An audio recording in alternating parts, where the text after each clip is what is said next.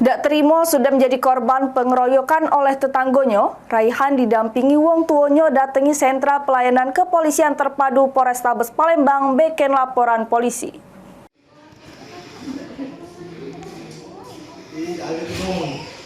Dak terima sudah menjadi korban pengeroyokan oleh tetanggonyo. Raihan didampingi wong tuonyo datangi sentra pelayanan kepolisian terpadu Polrestabes Palembang beken laporan polisi. Menurut keterangan korban, warga Lorong Merdeka, Kecamatan Seberang Ulu 2 Palembang, aksi pengeroyokan terhadap dirinya terjadi di Jalan Kiai Haji Azhari, Lorong Ratu Nusa, Kecamatan 14 Ulu Palembang. Bermula pas terlapor ngatoi dirinya dan emaknya samo nantang untuk belago. Karena kesel, korban langsung nerima tantangan terlapor. Namun pas bertemu di TKP, ternyata terlapor ngajak kawannya ngeroyok korban.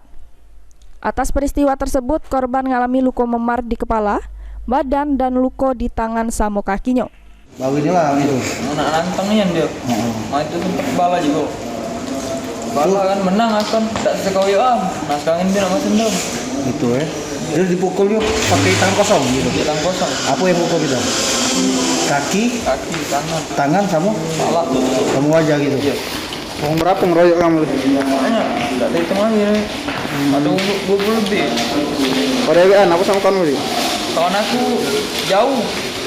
Tak kawan aku nimbala. Kawan aku jauh. Jadi kita selamat.